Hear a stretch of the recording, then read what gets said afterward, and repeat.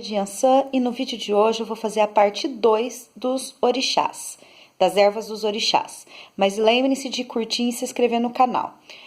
O vídeo dessa semana vai ser na mesma base do vídeo da semana passada, por causa da falta de tempo, eu não quero deixar vocês sem vídeo. Então, não se incomodem com erros que eu tenha que corrigir ou que eu tenha que olhar para o meu roteiro do lado. Antes eu quero mandar um beijo especial, né? Beijo da Xuxa para os padrinhos e madrinhas que estão ajudando o canal.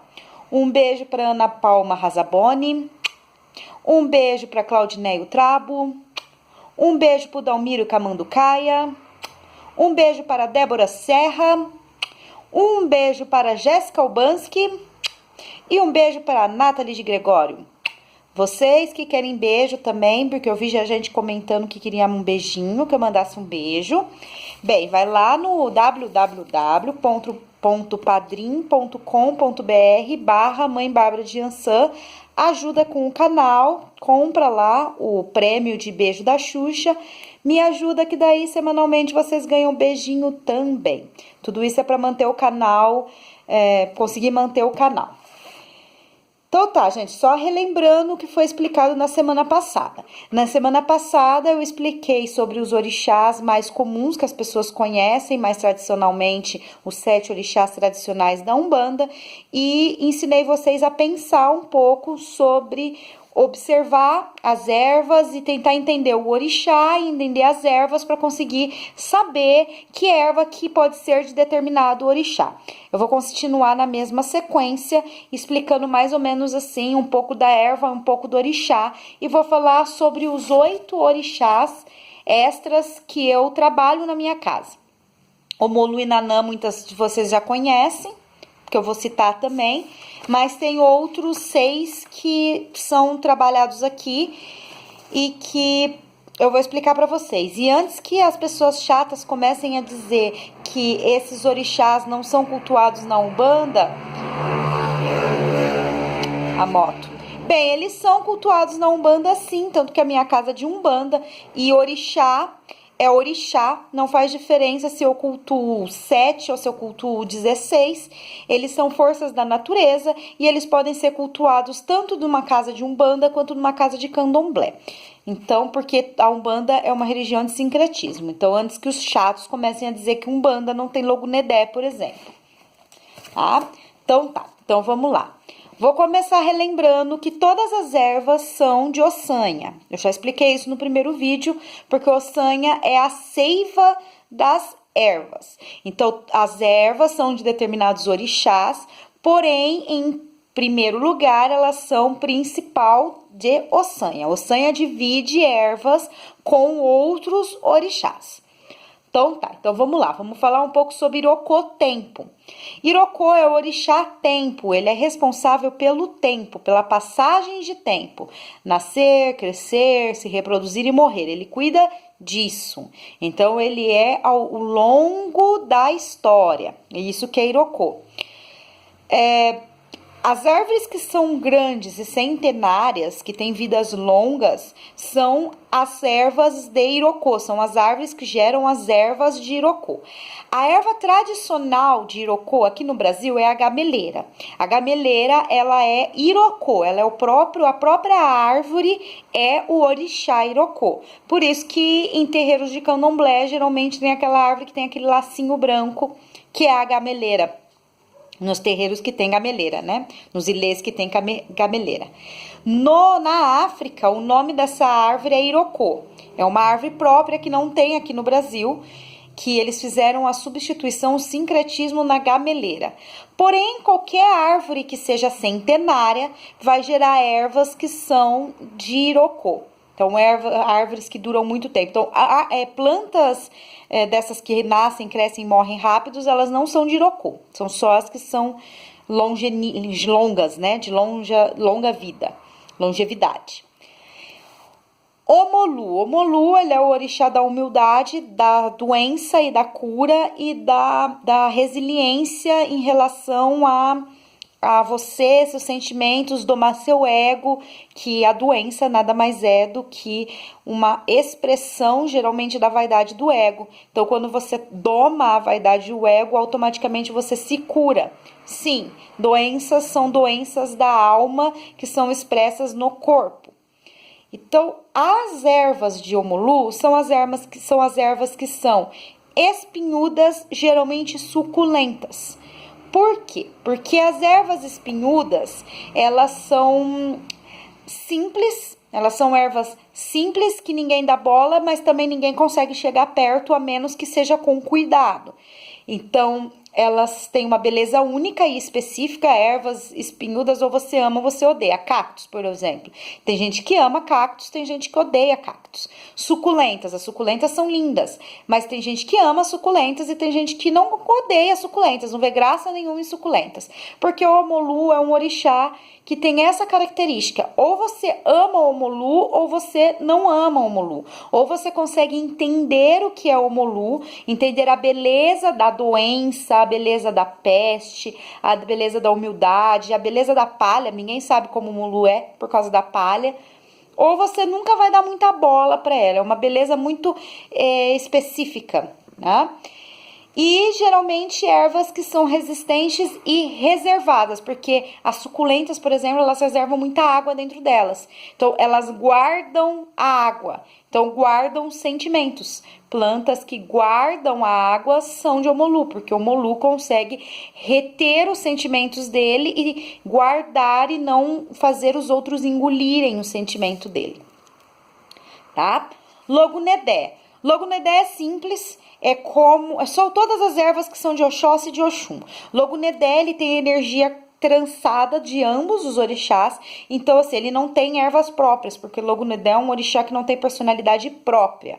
A personalidade dele, energética, é a junção de Oxum com Oxóssi. Então, todas as ervas que eu expliquei no primeiro vídeo sobre Oxum e sobre Oxóssi são ervas de Logum. Obá. Obá, ela é uma orixá que mistura muito a energia de Yansan com Xangô. Ela é quente, é guerreira, é resistente, é disciplinada, é justiceira. Então, geralmente em terreiros que não tem Obá no Congá, geralmente dão Yansan para as filhas de Obá, porque Yansan e Obá são muito parecidas. Elas têm algumas coisas de diferença. Aquilo que elas têm de diferente são aquilo que Obá puxa de Xangô.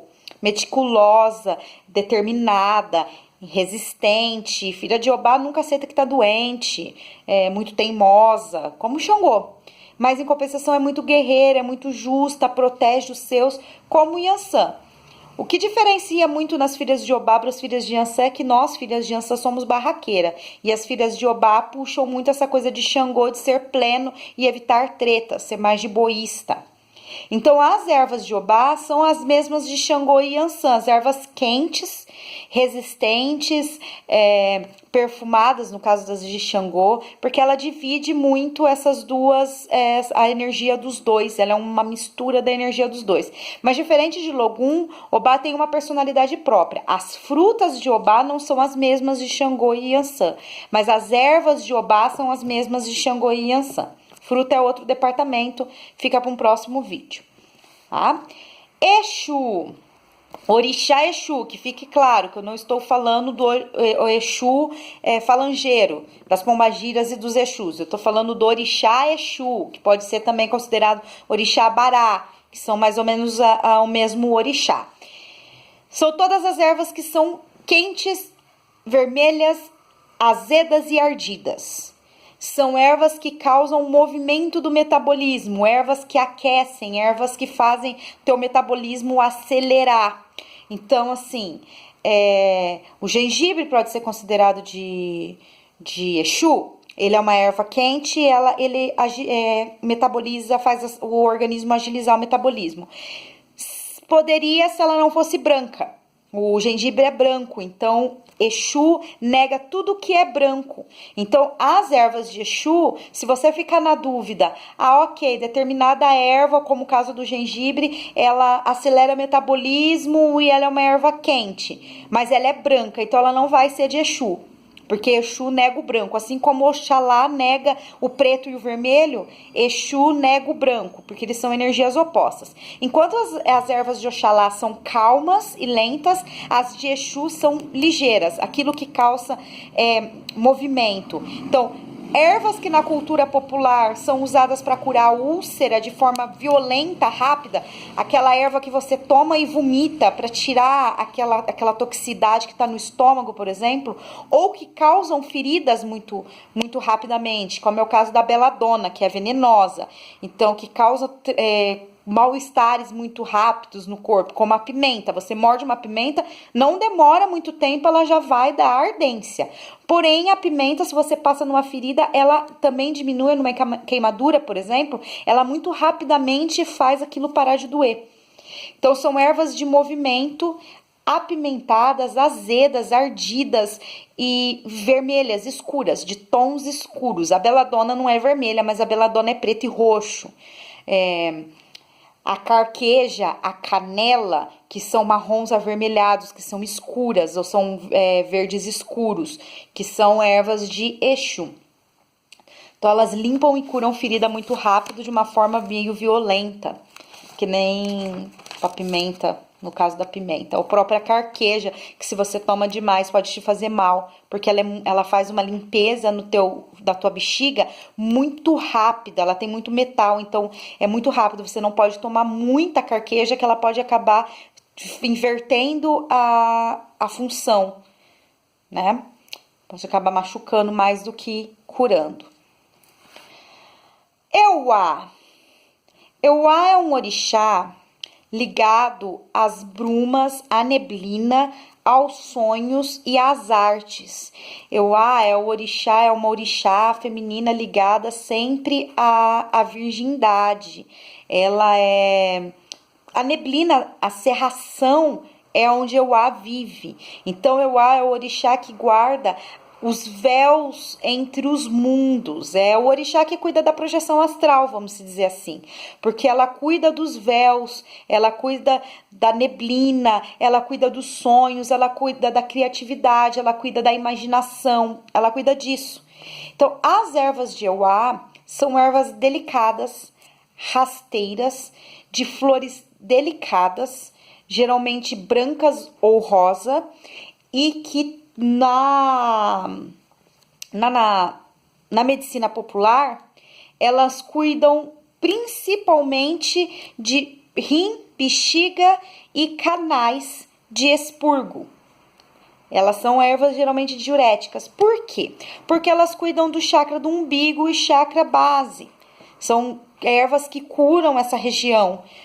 Porque Euá é o orixá que conecta a gente com o mundo de lá. Então, geralmente, pessoas que têm problemas nos órgãos relacionados ao chakra do umbigo e chakra base, são pessoas que têm problema de conexão com a realidade, conexão com outras pessoas, conexão com o mundo que vive. Então, Euá trata isso.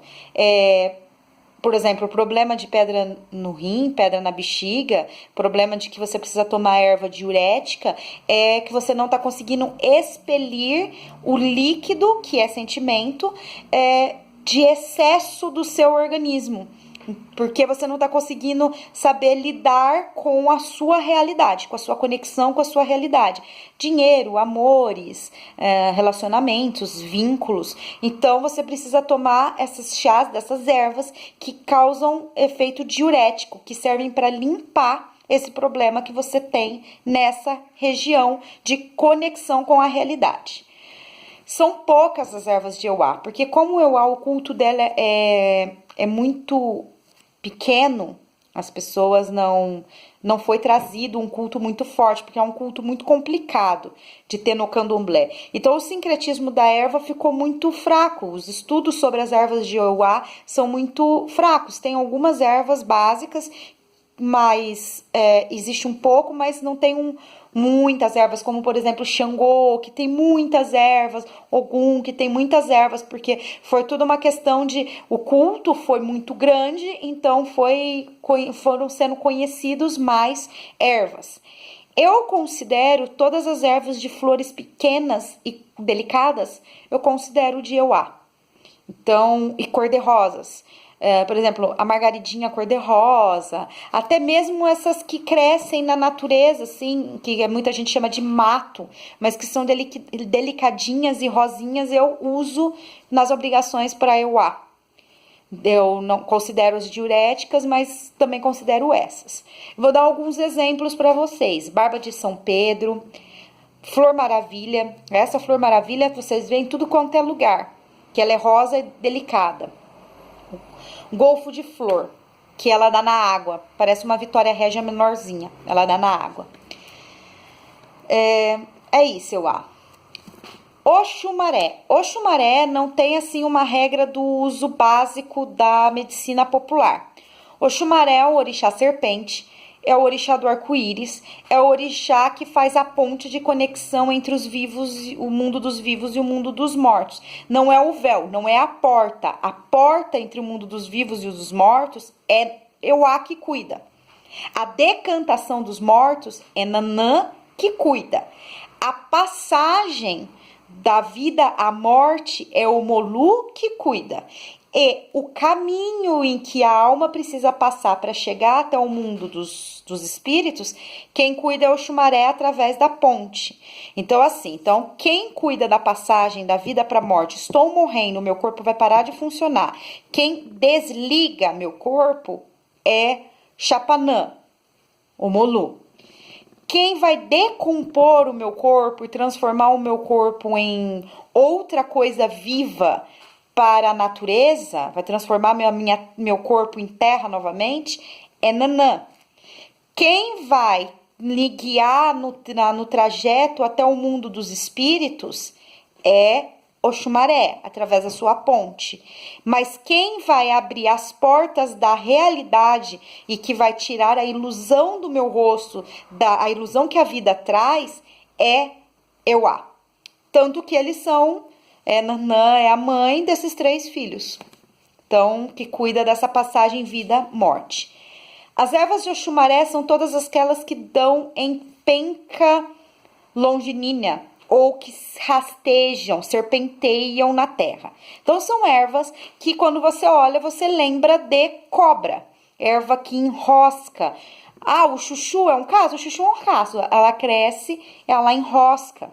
Ou malvarisco, né? A alteia, que é um tipo de planta que ela é trepadeira, que ela tem aqueles coisinho que enrola, a era que serpenteia, são todas ervas de Oxumaré. Ervas que você olha e você pensa, agem, se comportam, se movimentam como serpentes, são de Oxumaré.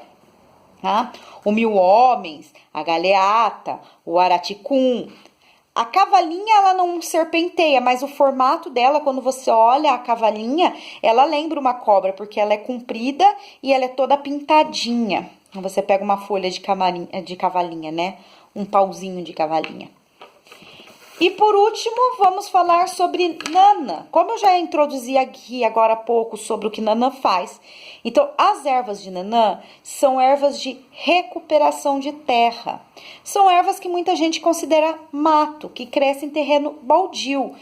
Quando a terra, ela tá muito sofrida, ela tá muito ferida, ela já foi sugada toda a natureza, as proteínas dela, ou quando ela sofreu uma queimada, por exemplo, nascem flores, são plantas, não vou lembrar o nome agora. O biólogo que estiver assistindo aí, ou um engenheiro florestal, fala aí, explica aí nos comentários qual que é o nome desse tipo de planta. Se eu lembrar, eu falo. Elas são plantas que elas crescem para trazer proteínas novamente para a terra, elas curam a terra para que a terra possa dar novas plantas. Ou seja, as ervas de Nanã são aquelas que fazem exatamente o que Nanã faz. Ela decanta aquilo que está de excesso para abrir fertilidade para uma nova coisa nascer. Geralmente também são as ervas que dão em solo barrento, argiloso ou muito úmido, plantas que geralmente as plantas elas não gostam de solo muito encharcado. As de nanã geralmente nascem em terrenos assim, terrenos sofridos, que não tem muita proteína e vitamina e que são banhados, são alagados. Alfavaca, agrião, aça-peixe, avenca, cana do brejo, Maria Preta. Maria Preta é uma planta que dá muito em terreno baldio, é mato, é uma planta que é considerada mato, ela é de médio, pequeno porte, sim. Ela tem umas folhas largas e ela dá um monte de bolinha pretinha que quando você estoura, ela suja um pouco a mão. Ninguém dá a mínima, erva de Santa Maria, ninguém dá a mínima para essas plantas, são plantas consideradas mato. E essas plantas são as plantas de nanã. Agora, a questão das flores são as flores que são roxas. Todas as flores que são roxas são de nanã. Então, são ervas que, como nanã, que são meio que apagadas, mas que tem uma função, nossa, enorme no ecossistema da natureza. Sem elas, não vão existir as demais plantas. Eu realmente não lembro o termo que usa, não vou lembrar. Então é isso, falei agora dos outros 8 orixás. Vou reforçar que a minha intenção é fazer vocês pensarem, vocês usarem o raciocínio de vocês conversarem com a natureza, vocês conversarem com o ecossistema, vocês entenderem o ecossistema, vocês pesquisarem fora de espiritualidade, vamos entender essa planta, o que a minha avó acha dessa planta, o que a medicina, a farmacologia acha dessa planta, o que a cultura popular, a medicina popular acha dessa planta. Medicina Alternativa de A a Z, que a gente já ouviu falar desse livro, é um livro maravilhoso que explica de A a Z várias vegetais, as ervas e os usos da natureza que você pode usar de cura pessoal. Então, vamos mais por esse lado. Vocês querem entender a parte espiritual, da magia dos orixás e tudo isso, da parte bruxesca da natureza? Primeiro vão entender a parte física dela. Então, vão entender para que serve, como funciona, o que os antigos conhecem sobre elas. E aí, vocês vão conhecer os orixás, aí vocês vão entrar no site, vão ler o máximo de informações que vocês puderem sobre os orixás. Aconselho um site chamado ocandomblé.com, que é muito bom. Nessa parte de arquétipo de orixá, história do orixá, ferramenta de orixá, cor de orixá, é muito bom, é muito completinho. E aí vocês vão usando o cérebro de vocês, vão fazendo a interconexão para ver sobre as coisas. No vídeo anterior já vi muita gente raciocinando, legal, bacana, é isso que eu quero. Então vamos continuar nessa linha. Então é isso, gente. Curtam, compartilhem, se inscrevam no canal, deixem seu joinha, deem uma olhadinha lá no Padrim, colaborem com o canal, é R$1 só, que vocês podem ajudar, tem vários pacotes, mas com R$1 vocês já me ajudam bastante pra gente conseguir manter esse canal funcionando, ok? Beijo e axé!